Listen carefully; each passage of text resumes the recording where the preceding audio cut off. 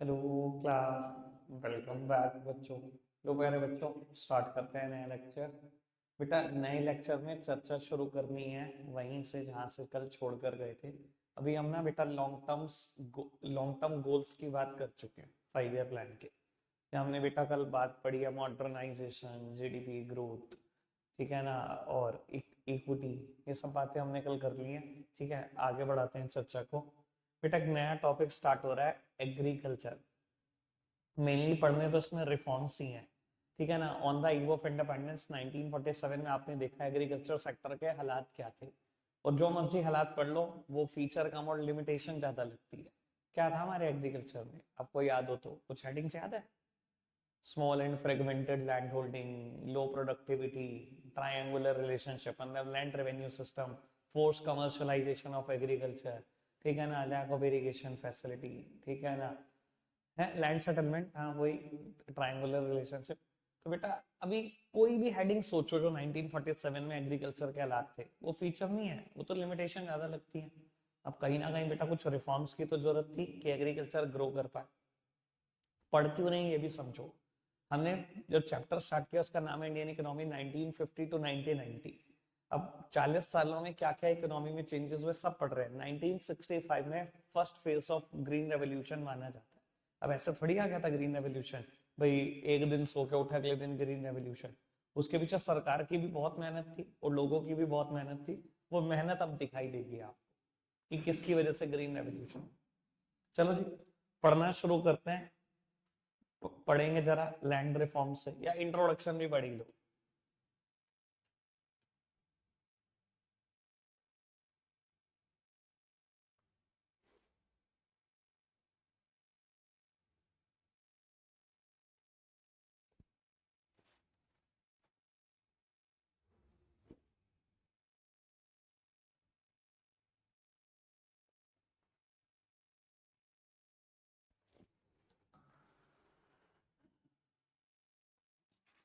लो जी, पढ़ो।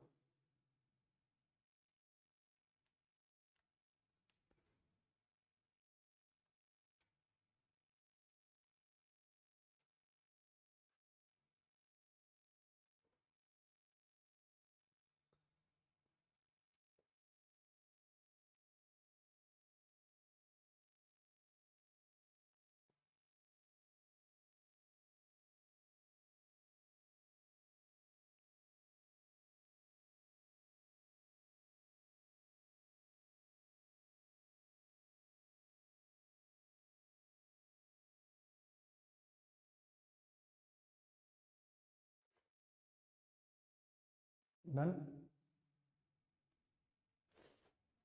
आओ जी, आगे पढ़ना।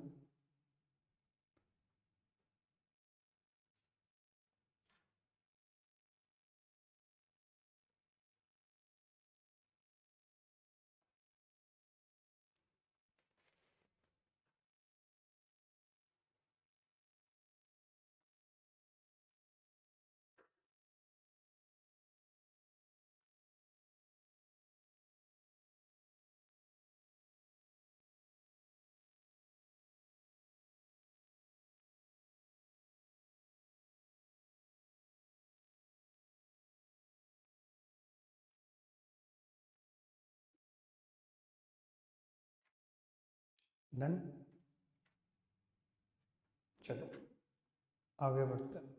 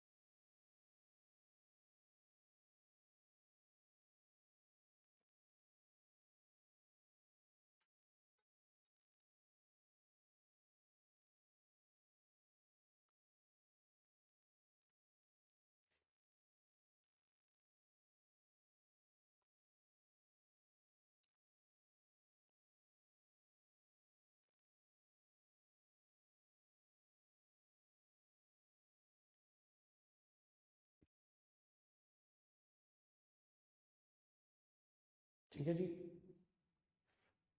कितना डन है? वैसे बेटा जितना डिस्कशन होना चाहिए उतना एनसीईआरटी ने नहीं किया हुआ। ठीक है, तो मैं एक बार बहुत अच्छा सा डिस्कशन कर देता हूँ, पहले इसको खत्म करते हैं फिर आगे बढ़ेंगे। ठीक है, मैं बात कर रहा हूँ बेटा पूरे एग्रेरियन रिफॉर्म्स की। एग्रेरियन रिफॉर्म्स मतलब रिफॉर्म्स रिलेटेड टू एग्रीकल्चर। मैं बात कर रहा हूँ एग्रीकल्चर रिफॉर्म्स की। ठीक है जी, मैं बात नहीं कर रहा बेटा सिर्फ लैंड रिफॉर्म्स की। बेटा इस पर्टिकुलर हेड में ना बहुत सारे रिफॉर्म्स आ जाते हैं। ठीक है जी, जैसे कि लैंड रिफॉर्म, टेक्निकल रिफॉर्म और जनरल रिफॉर्म, और उसमें भी फर्दर फर्दर हेडिंग है। ठीक है, एनसीईआरटी ने सिर्फ बात करी है लैंड रिफॉर्म्स की, पहले जितनी एनसीईआरटी ने बात की है वो तो करता ही करता हूँ, फिर आगे की बातें। क्या लैंड रिफॉर्म्स हुए ये समझते हैं एक एक करके। सबसे पहला काम जो हुआ, एबोलिशन ऑफ इंटरमीडियरीज। ठीक है जी, इंटरमीडियरीज को एबोलिश कर दिया गया। बेटा याद है आपको, there exist a triangular relationship between British government, owner of soil and tiller of soil.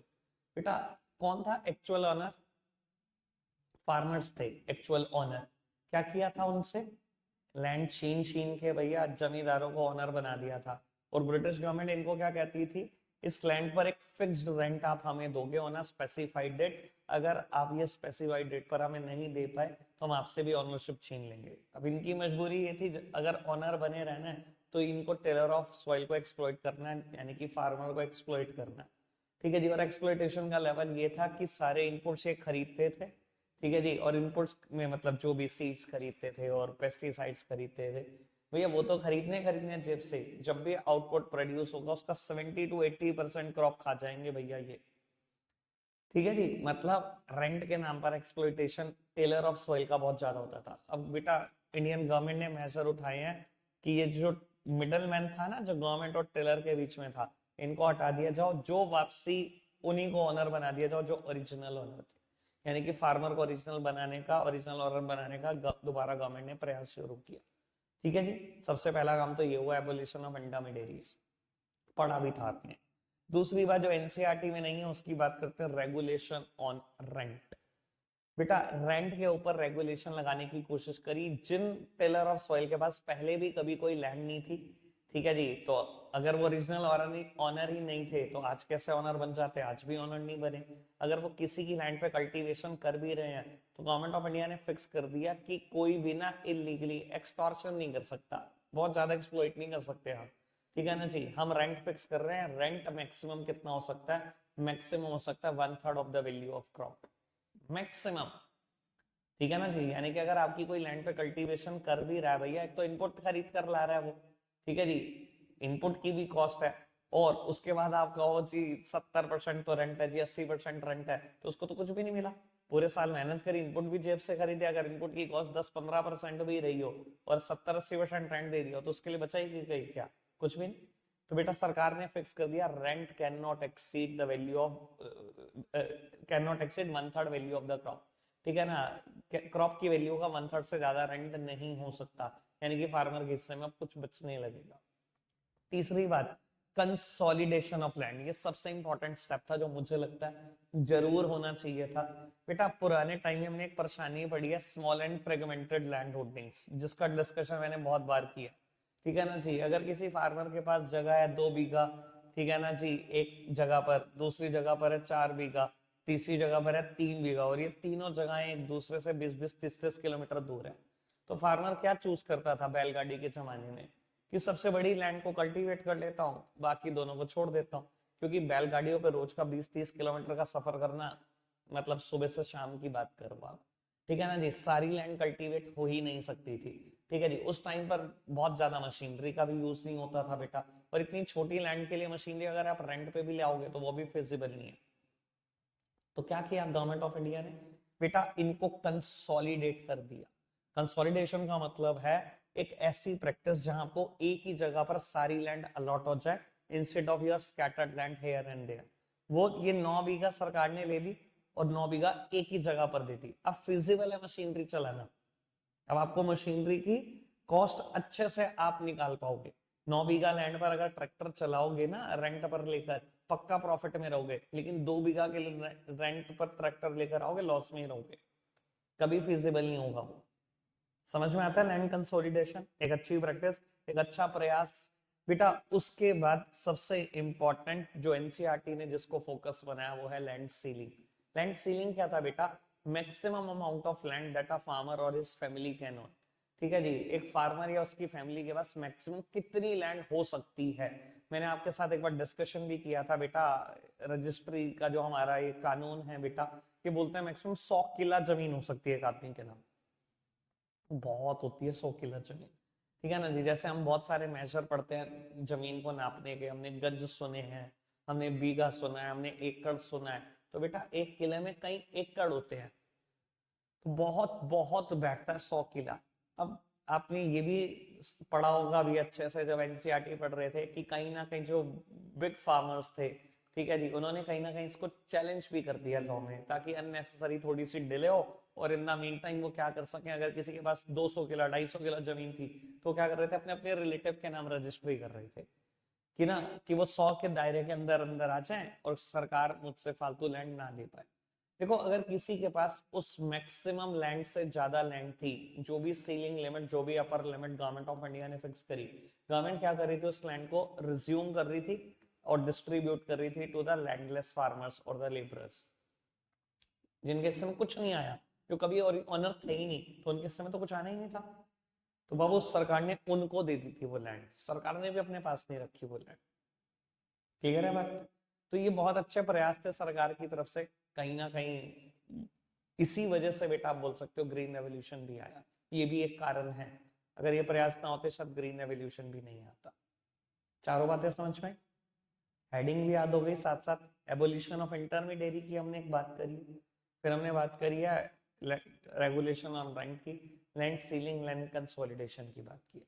चारों बातें डन, आगे बढ़ जाए बेटा। फिर अब हम बात कर रहे हैं टेक्निकल रिफॉर्म्स की। टेक्निकल रिफॉर्म्स, टेक्निकल रिफॉर्म्स में बेटा मेरे को कम से कम 4 बातें आपके साथ करनी है, जिसमें सबसे पहली बात है बेटा यूज ऑफ HYV सीड्स। बेटा HYV सीड्स का ना इंट्रोडक्शन में लैंड रिफॉर्म से पहले जो मैंने इंट्रोडक्शन पढ़ाया, बस एक आध मुद्दा उन्होंने बोला और खत्म कर दिया। HYV सीड्स सब समझते हैं ना बेटा, हाई यील्ड वैरायटी सीड्स, जो बेटा एक सबसे मेन कारण माना जाता है गवर्नमेंट ऑफ इंडिया के हिसाब से ग्रीन रेवोल्यूशन का। बेटा गवर्नमेंट ऑफ इंडिया ने ना उस पर्टिकुलर पॉइंट ऑफ टाइम पर नेशनल सीड्स कॉरपोरेशन को बनाया और नेशनल सीड्स कॉरपोरेशन को जिम्मा दिया कि वो high yield variety seeds distribute करेगी फार्मर को। ठीक है जी, समझ आती है अभी तक इतनी बात? बेटा उसके बाद सेकंड है यूज ऑफ केमिकल फर्टिलाइजर।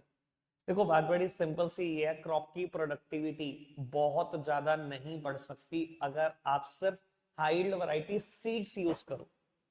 हमेशा बोला जाता है बेटा HYV टेक्नोलॉजी का इस्तेमाल करना है, ना कि HYV सीड्स का इस्तेमाल करने से कुछ हो जाएगा। क्या फर्क है HYV टेक्नोलॉजी और HYV सीड्स में? बेटा HYV टेक्नोलॉजी कहती है HYV सीड्स यूज करोगे तो केमिकल फर्टिलाइजर और भी यूज करने पड़ेंगे और पेस्टिसाइड और इंसेक्टिसाइड भी यूज करने पड़ेंगे। सिर्फ एक चीज यूज करके, सिर्फ सीड्स यूज करके और मैं कहूँ जी मैं तो केमिकल फर्टिलाइजर का यूज नहीं करता, मैं तो वही उसी चीज पर बना रहूंगा जो हम पहले चलते थे, जो गोबर से खाद बनती थी, बस उसी का इस्तेमाल करूंगा, सर क्रॉप प्रोडक्टिविटी कोई बहुत ज्यादा नहीं हो जाती। ठीक है ना जी? अगर आपने बेटा इसका इस्तेमाल किया हाइड वैरायटी सीड्स का, साथ ही साथ आपने इंपॉर्टेंस देनी शुरू कर दी केमिकल फर्टिलाइजर को। अब भैया केमिकल फर्टिलाइजर सुनते ही दिमाग में आता है यार क्या सिंथेटिक चीज है, ये पेट्रोलियम प्रोडक्ट है, पेट्रोल से बनी हुई चीज है, क्या ये हमारा अच्छा कर लेगी? सर मैं फिर भी ये कहता हूँ, चलो कुछ लोग हो सकते हैं जो बिल्कुल ही डिस्करेज करते होंगे केमिकल फर्टिलाइजर को, मैं ऐसा नहीं हूं कि बिल्कुल डिस्करेज करता हूं, मैं ऐसा सोचता हूँ किसी भी चीज का ना बेटा अति बहुत बुरी है, अति किसी भी चीज की कर लो बुरी है, तो अब ना हम अति कर रहे हैं। केमिकल फर्टिलाइजर कोई बहुत खराब ऑप्शन नहीं है, लेकिन हमने अब अति कर दी है। ठीक है जी, सिर्फ पैसों के लालच में आकर। ठीक है जी, अब हम तो मतलब न्यूज में क्या कुछ नहीं सुनते। ठीक है ना, एक बैंगन जो इतना सा है, एक वाटरमेलन जो इतना सा है, एक लौकी जो इतनी सी है, लो जी इंजेक्ट करो, कहीं ना कहीं केमिकल फर्टिलाइजर पेस्टिसाइड इंसेक्टिसाइड का यूज करो और उसको एक हफ्ते में ही ग्रो कर देते हैं बहुत बड़ा, कहीं कहीं फुट ग्रो कर देते हैं उसके लिए, बस सिर्फ एक ही चीज के लिए। ये बहुत बुरा हो रहा है। केमिकल फर्टिलाइजर का इस्तेमाल बुरा नहीं है, हद से ज्यादा इस्तेमाल बहुत बुरा है, ठीक है जी। लेकिन उस टाइम पर इस्तेमाल होना शुरू हो गया था बेटा 60s में, ठीक है। साथ ही साथ बेटा एक और चीज, use of pesticides and insecticides. बेटा ये जो HYV टेक्नोलॉजी है, ये जो HYV सीड्स है ना, ये बहुत ज्यादा प्रोन टू अटैक है, बहुत ज्यादा रिस्की है। एक ऐसी टेक्नोलॉजी HYV सीड्स की में ना ज्यादातर बीमारियां लग जाती हैं, ज्यादातर कीड़े लग जाते हैं। यानी कि सिर्फ वही बात कि सिर्फ HYV सीड्स का इस्तेमाल नहीं हो सकता, साथ ही साथ केमिकल फर्टिलाइजर भी चाहिए, साथ ही साथ पेस्टिसाइड और इंसेक्टिसाइड भी चाहिए, क्योंकि ये टेक्नोलॉजी प्रोन टू अटैक है। बहुत सारे कीड़े लग जाते हैं, बहुत अटैक कर देते हैं पेस्ट इसमें। तो आपको पेस्टिसाइड और इंसेक्टिसाइड का यूज करना कंपलसरी हो गया, ठीक है जी। और गवर्नमेंट ऑफ इंडिया ने भी बेटा बहुत पेस्ट मैनेजमेंट प्रोग्राम रन करी। जैसे कि आज की तारीख में हम देखते हैं, जो भी हमारे एरिया के पार्षद हैं या शहर का जो मेयर है, ठीक है जी, जैसे ही वो जो टाइम पीरियड है सितंबर अक्टूबर का आता है जहां मच्छर बहुत जन्म लेता है, क्या होता है बेटा, पेस्ट कंट्रोल मैनेजमेंट प्रोग्राम चलाते ही हैं डिफरेंट एरियाज में, ठीक है ना जी। आएगी वो मशीन, कहते हैं हम जी धुआं छोड़ दिया, मच्छर मारने वाला धुआं छोड़ दिया। तो ऐसे ही pest management programme government of India ने बहुत पहले रन करे हुए हैं, ताकि इन फसलों को कीड़ा ना लग जाए, ठीक है जी। अभी तक सारी बात समझ में आती है बेटा। उसके बाद एक और बात टेक्निकल रिफॉर्म में, आखिरी बात, साइंटिफिक फार्म मैनेजमेंट प्रैक्टिसेस। बेटा गवर्नमेंट ऑफ इंडिया ने 23 यूनिवर्सिटीज खोली जो एक्सक्लूसिवली रिसर्च करेगी इन सब चीजों पर, एग्रीकल्चर रिलेटेड चीजों पर। और रिसर्च में कुछ चीजें हमें क्लियर होनी शुरू हुई उसी पीरियड के दौरान। हमें पता लगा कि रोटेशन ऑफ क्रॉप की क्या वैल्यू है, हमें पता लगा प्रिपरेशन ऑफ सॉइल की क्या वैल्यू है। बेटा प्रिपरेशन ऑफ सॉइल समझते हैं, प्रिपरेशन ऑफ सॉइल समझते हैं आप, फेलोइंग बोलते हैं। क्या होते हैं फेलोइंग का प्रोसेस? बेटा फेलोइंग का मतलब ये होता है कि अगर आपकी क्रॉप का क्रॉप सीजन 9 to 10 मंथ है, तो आप 9 to 10 मंथ क्रॉप करो, कम से कम उसको 1 महीने के लिए बिल्कुल छोड़ दो। 1 महीने के लिए बिल्कुल छोड़ने से क्या होगा, सॉइल अपनी फर्टिलिटी को रीगेन करती है और उसके बाद आप दोबारा क्रॉप उगा सकते हो। इसे बोलते हैं प्रोसेस ऑफ फेलोइंग, ठीक है जी। और ये कब पता लगा, ये रिसर्च में ही पता लगा। उन 23 यूनिवर्सिटीज को बनाया गया, सिर्फ इसलिए बनाया गया कि वो रिसर्च कर सके एग्रीकल्चर से रिलेटेड। और उनकी रिसर्च में बात क्लियर हुई कि प्रिपरेशन ऑफ सॉइल एक बहुत इंपॉर्टेंट चीज है, साथ ही साथ रोटेशन ऑफ क्रॉप भी। अगर आप ये सोचो ना, मैं एक ही क्रॉप प्रोड्यूस करता रहा हूँ, एक ही क्रॉप मतलब राइस प्रोड्यूस कर रहा हूँ, तो राइस के पीछे पड़ जाऊं बस, राइस राइस राइस। सर ऐसे करने से भी सॉइल की फर्टिलिटी खत्म हो जाती है। क्या चाहिए सॉइल को, रोटेशन। अगर एक बार राइस प्रोड्यूस कर लिया तो एक बार कोई दिक्कत नहीं, पल्स भी कोई प्रोड्यूस कर सकते हैं, एक बार हम वीट भी प्रोड्यूस कर सकते हैं। रोटेशन करते रहेंगे, सॉइल अपनी फर्टिलिटी कभी नहीं खोएगी, पूरी जिंदगी चल जाएगी, कभी कब परमानेंट इंप्रूवमेंट की जरूरत नहीं पड़ेगी आपको लैंड पर, ठीक है जी। समझ में आती है अभी तक सारी बातें? यहाँ पर भी हमने 4 हेडिंग बोली, जिसमें use of HYV seeds, use of chemical fertiliser, use of pesticide and insecticide, scientific farm management practices, यही 4 हेडिंग है, सिंपल। और मैं कहता हूँ यूज ऑफ HYV सीड्स पता है तो केमिकल फर्टिलाइजर भी लिखना ही पड़ेगा और पेस्टिसाइड इंसेक्टिसाइड भी लिखना ही पड़ेंगे, ये तो याद रहेगा ही रहेगा आपको, ठीक है जी। अब हम बात करते हैं बेटा जनरल रिफॉर्म्स की। कुछ बेटा जनरल रिफॉर्म्स हैं जिनको टेक्निकल और लैंड रिफॉर्म्स की कैटेगरी में स्पेसिफाई नहीं किया जा सकता। सबसे पहले एक्सपेंशन ऑफ इरिगेशन फैसिलिटी।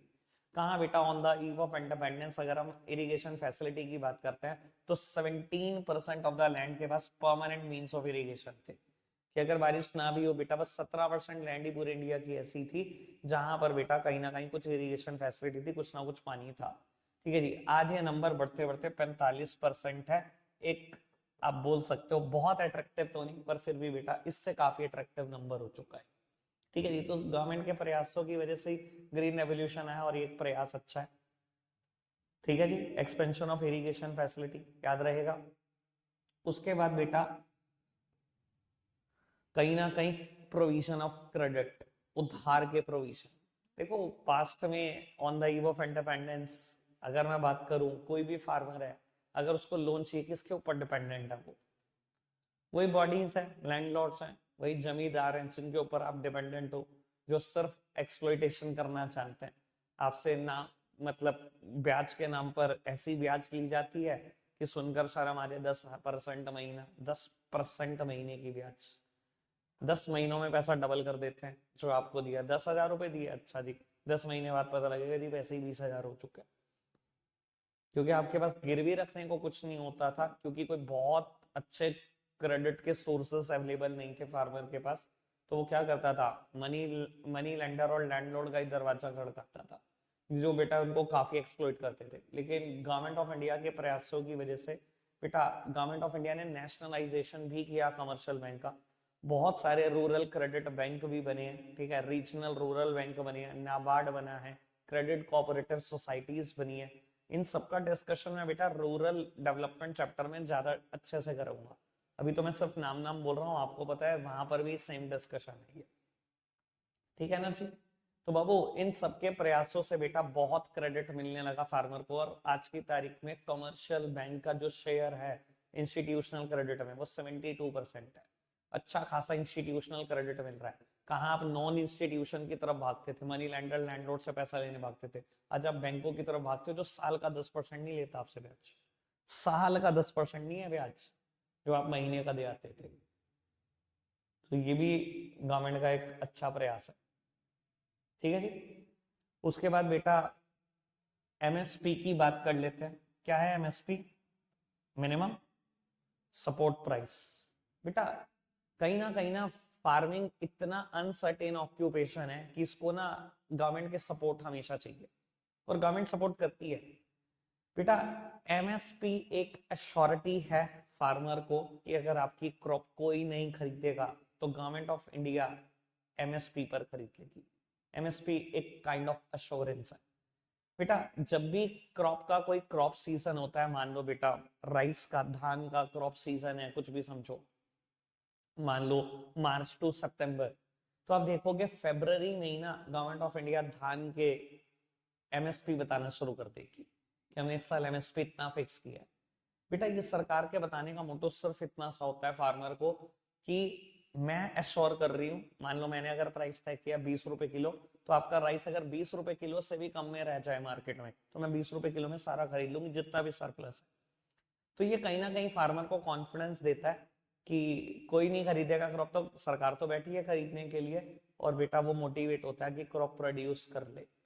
तो एमएसपी की अश्योरिटी की वजह से बेटा फार्मर बहुत ज्यादा आगे आ रहे हैं और चीजों को प्रोड्यूस कर रहे हैं। जो चीजें खत्म होती जा रही थी ना, जिनको प्रोड्यूस करने से फार्मर डरता था, अब बेटा वो चीजें वो वाली बात नहीं रही, अब एमएसपी जिंदाबाद है, ठीक है जी। एमएसपी के बारे में बाकी तो मेरा ख्याल सबको सब कुछ पता ही है, पास से पढ़ते आ रही चीजें। अब बेटा आखिरी बात, agriculture agriculture cooperative marketing society. बेटा एग्रीकल्चर मार्केटिंग कोऑपरेटिव सोसाइटी का काम क्या है? बहुत सारे काम मार्केटिंग सोसाइटी करती है। इन्होंने ही फार्मर को सिखाना शुरू करा। वैसे कोऑपरेटिव का मतलब तो सब समझते हैं, उस मुद्दे पे तो ना जाओ। क्या है कोऑपरेटिव?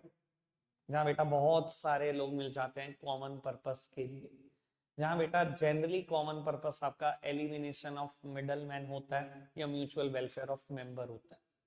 कम से कम कितने लोग? 10 लोग, और maximum the number can be unlimited.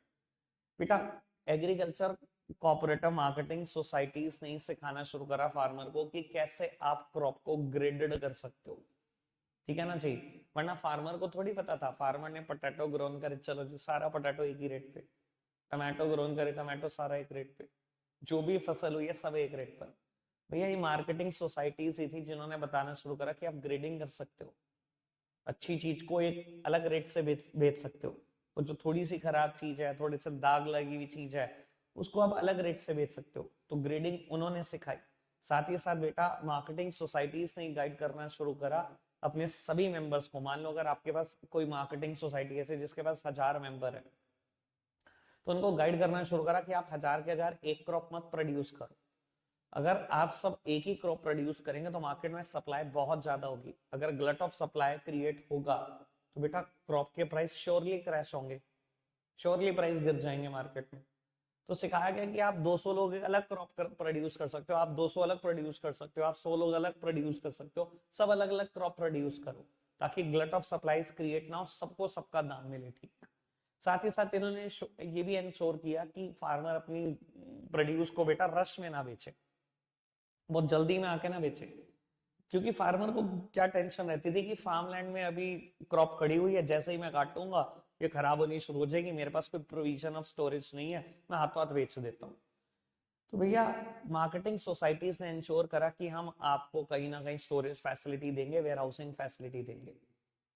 अगर वेयर हाउसिंग फैसिलिटी मिल रही है आपको, तो कहीं ना कहीं आपको डरने की जरूरत नहीं है कि मुझे रश में बेचना है। जब आपको लुक्रेटिव प्राइस मिलेगा आपकी क्रॉप का, आप तभी प्रोड्यूस को बेचें, इतनी जल्दी ना मचाएं। तो बेटा ये सब कुछ हुआ है, ये टोटल 12 मेजर हमने पढ़े, ये 12 रिफॉर्म है, ठीक है जी, जिनकी वजह से आप मान सकते हो कि ग्रीन रेवोल्यूशन है। ठीक है जी, आगे बढ़ जाए बेटा, नेक्स्ट टॉपिक ग्रीन रेवोल्यूशन पढ़ना शुरू करते हैं। पढ़ना जी।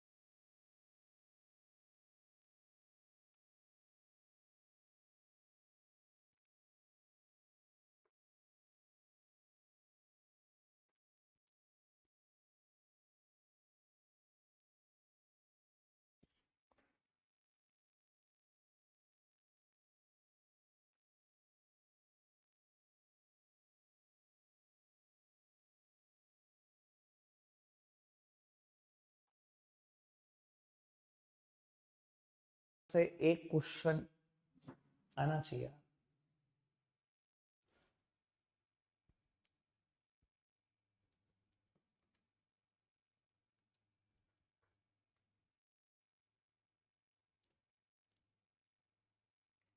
फर्स्ट पेपर बिजनेस है ना हमारा, है ना? बहुत टाइम के बाद ऐसा हो रहा है फर्स्ट पेपर बिजनेस। मेरे टाइम में होता था तो जब 10 में पहला पेपर बिजनेस का, मेरी डेट शीट थी 3 मार्च को बिजनेस, 10 मार्च को इंग्लिश, 18 को मैथ्स, 22 को इको, 29 को अकाउंट्स। आज भी याद है, चाहे उठा कर देख लो, ये डेट शीट थी।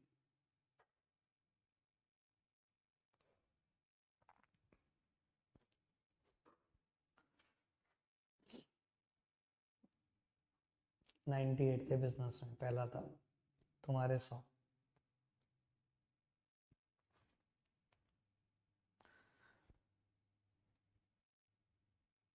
करें आगे, चलो जी, पढ़ना चाहिए।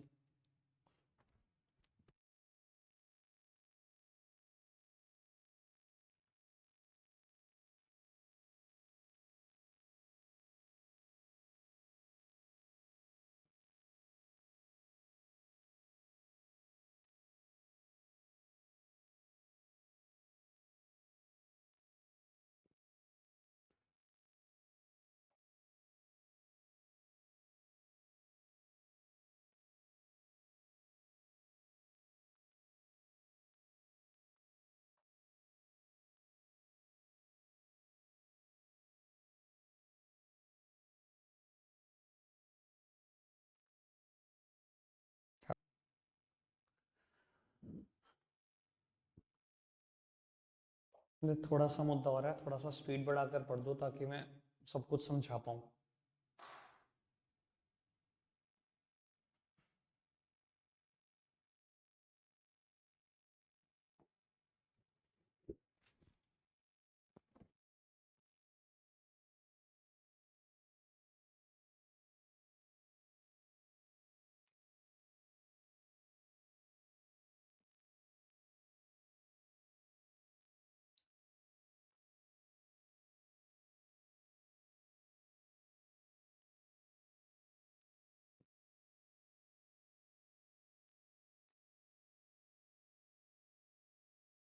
जो अगला टॉपिक है ना, डिबेट ओवर सब्सिडीज, पिछले 10 सालों में 3 बार पेपर में आया, कभी 2 एडवांटेज बता दो सब्सिडीज देने की, कभी 2 डिसएडवांटेज बता दो, कभी दोनों बता दो।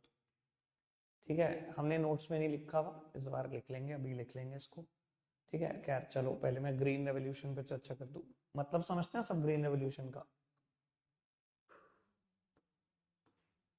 बेटा ग्रीन वर्ड क्रॉप के लिए लगाया जाता है, और रेवोल्यूशन मतलब स्पर्ट इन द प्रोडक्टिविटी। अगर प्रोडक्टिविटी में बहुत बड़ा उछाल हो जाए, बहुत बड़ा चेंज हो जाए, तो हम बोल सकते हैं कि ग्रीन रेवोल्यूशन हो गया है। बेटा चेंज नहीं है, ये वर्ड रेवोल्यूशन है, तो बहुत बड़ा चेंज हुआ होगा तभी रेवोल्यूशन बोला गया इसको। ठीक है ना बेटा? इंडिया में ना 2 बार माना जाता है ग्रीन रेवोल्यूशन हुआ, एक mid 60s to mid 70s, यानी कि आप बोल सकते हो 1965, और एक बार मिड 70s टू 80s, यानी कि एक बार 1975 में भी माना जाता है। बहुत सारे इकोनॉमिस्ट दूसरे फेज से इत्तेफाक नहीं रखते, सब एक फर्स्ट फेज को तो सब इंपॉर्टेंस देते हैं, सेकंड फेज के बारे में हर इकोनॉमिस्ट की अपनी एक अलग राय है। तो हम सिर्फ फर्स्ट फेज की बात कर रहे हैं, इसके कुछ एडवांटेज और डिसएडवांटेज है। पढ़ा भी है आपने बेटा, ये सब चीजें लगभग थी ही एनसीईआरटी में। सबसे पहले लिमिटेड क्रॉप। भैया जो first phase of green evolution है ना, वो सिर्फ लिमिटेड क्रॉप पर ही था। अगर बहुत बड़ी प्रोडक्टिविटी बढ़ी थी तो सिर्फ व्हीट और राइस की बढ़ी थी, और दुनिया में बड़ी क्रॉप है उसकी कोई प्रोडक्टिविटी कुछ खास नहीं बढ़ी थी। तो व्हीट और राइस की पे ही प्रभाव था बेटा सिर्फ उसका। ठीक है ना जी? तो लिमिटेड क्रॉप वाली बात आप लिखोगे, लिमिटेड रीजन वाली आप बात लिखोगे। ठीक है जी? जो first phase of green evolution है वो कुछ एरियाज तक ही लिमिटेड था। ठीक है जी? वो जो एरियाज है हम उसका शॉर्टकट बनाया हुआ था, हमने लास्ट टाइम भी बोला था, पैट। ठीक है ना? पैट कमिंस सबको याद है, क्रिकेटर। बेटा पंजाब, आंध्र प्रदेश एंड तमिलनाडु, बस यहीं तक इम्पैक्ट था। Where is UP, MP, Bihar, वहां इम्पैक्ट नहीं पहुंचे। ठीक है ना जी? फिर बेटा अगर एक और हेडिंग बनाना चाहो लिमिटेड वर्ड से, लिमिटेड क्रॉप हो गया हमने, लिमिटेड रीजन हो गया, लिमिटेड फार्मिंग पॉपुलेशन भी हेडिंग बना सकते हो। बेटा HYV टेक्नोलॉजी कहीं ना कहीं एक्सपेंसिव टेक्नोलॉजी है, और आपको पता है bulk of the farming population in India is small and the marginal farmer. उनके पास इतने मीन्स नहीं है कि वो पूरी HYV टेक्नोलॉजी को बाय कर पाते, तो उन्होंने बाय नहीं किया, अमीरों ने ही बाय किया, अमीरों ने ही फायदा उठाया। ये जो खाई थी ना बेटा रिच और पुअर के बीच और बढ़ गई, ये भी परेशानी थी। ठीक है ना जी? और चौथी बात इकोनॉमिक डिवाइड, वही जो बात मैं अब बताना चाह रहा हूँ, रिच और पुअर की खाई बढ़ती चली जा रही है। बार बार पुअर फार्मर्स के लिए सरकार लोन वेवर की रिक्वेस्ट लाती रहती है, लोन वेवर स्कीम्स लाती रहती है कि आपका इतना लोन माफ कर देंगे, इतना लोन। कभी किसी स्टेट में लोन माफ हो रहा है, कभी किसी स्टेट में। Yet suicide is a serious challenge. मतलब इतना कुछ होने के बाद भी आज भी सुसाइड एक चैलेंज है। फार्मर कितने सुसाइड करते रहते हैं। ठीक है ना जी? किसान क्रेडिट कार्ड देखो भैया, पैसे नहीं जमा होते। कितना किसानों का जो लोन होता है जो सरकार माफ करती रहती है, भैया आपको पता है कितना अभी भी एनपीए है? कम से कम देश का एक साल का बजट, हमारे देश का बजट 80 लाख करोड़ से भी ऊपर है। इतने पैसे लेने होते हैं हर टाइम फार्मर से, इतने पैसे सरकार ओवरऑल माफ कर चुकी है, एक साल का देश का बजट, तब भी सुसाइड चैलेंज है। तो ये लिमिटेशन है।